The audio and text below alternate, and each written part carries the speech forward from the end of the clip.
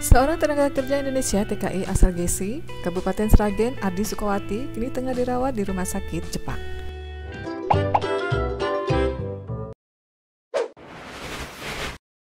Ardi yang baru berangkat ke Jepang pada Desember 2023 didiagnosa mengalami gangguan pada otak.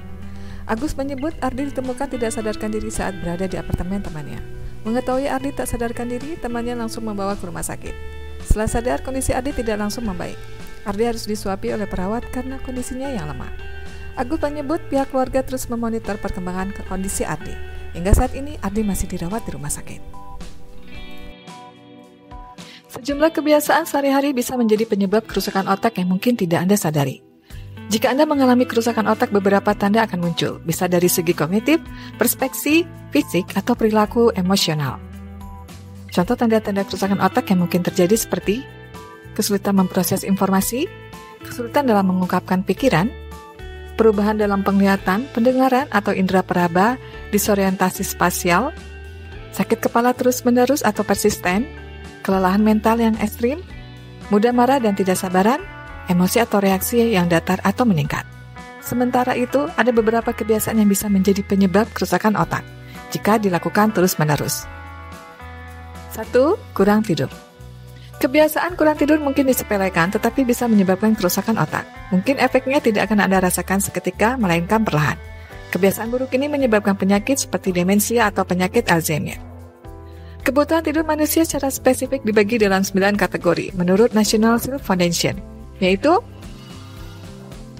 bayi baru lahir 0-3 bulan 14 hingga 17 jam, bayi 4 hingga 11 bulan 12 hingga 15 jam, batita 1 hingga 2 tahun 11 hingga 14 jam, balita atau anak-anak prasekolah 3 hingga 5 tahun 10 hingga 13 jam, anak usia sekolah 6 hingga 13 tahun 9 hingga 11 jam, remaja 14 hingga 17 tahun 8 hingga 10 jam, dewasa awal 18 hingga 25 tahun 7 sampai 9 jam, dewasa 26 hingga 64 tahun 7 hingga 9 jam, lansia 65 tahun ke atas 7 hingga 8 jam.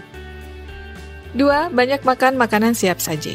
Mengonsumsi banyak hamburger, kentang goreng, keripik kentang, dan minuman ringan bisa mempengaruhi otak. Makanan dan minuman siap saji atau kemasan ini mengecilkan bagian otak yang terkait dengan pembelajaran, ingatan, dan kesehatan mental. Lebih baik Anda makan aneka buah beri, biji-bijian, kacang-kacangan, dan sayuran berdaun hijau untuk mencegah kerusakan otak dan fungsinya terjaga. 3. Menggunakan headphone atau earbud dengan volume tinggi. Penggunaan headphone volume tinggi perlu Anda waspadai karena bisa menjadi penyebab kerusakan otak. Menggunakan headphone volume tinggi dapat menghilangkan jaringan otak, terutama pada orang tua yang lebih rentan. Hal ini mungkin karena otak Anda harus bekerja sangat keras untuk memahami suara lainnya di sekitar Anda, seperti suara klakson, orang lain berbicara dengan Anda, dan sebagainya. Sehingga saat itu otak menjadi tidak dapat menyimpan apa yang Anda dengar ke dalam ingatan dengan baik.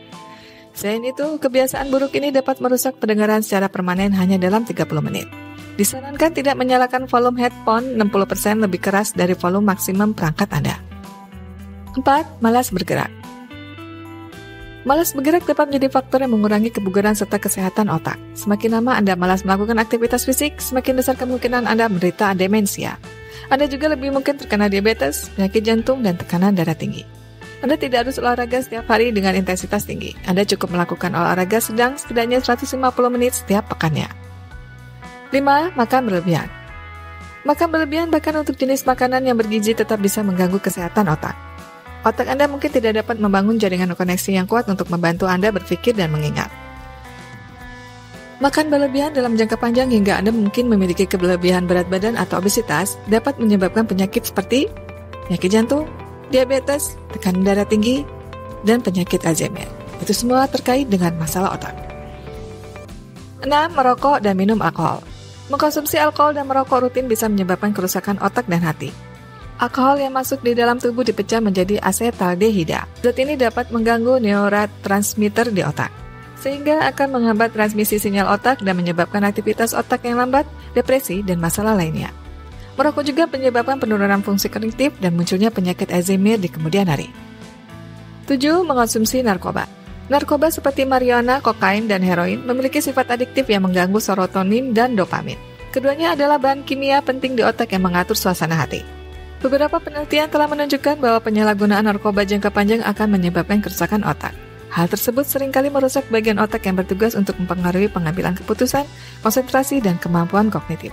Penyalahgunaan obat ini bahkan dapat memicu gangguan mental seperti depresi dan kecemasan. 8. Mengurung diri di tempat gelap.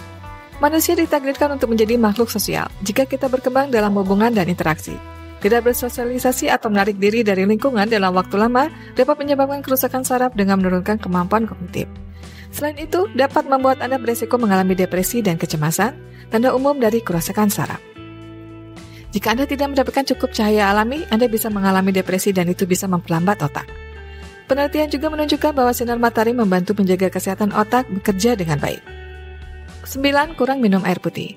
Otak kita sebagai besar terdiri dari air. Oleh karena itu, mengkonsumsi air putih sangat penting untuk tetap terhidrasi sepanjang hari yang membantu otak berfungsi lebih efisien serta membuat Anda segar dan energik lebih lama.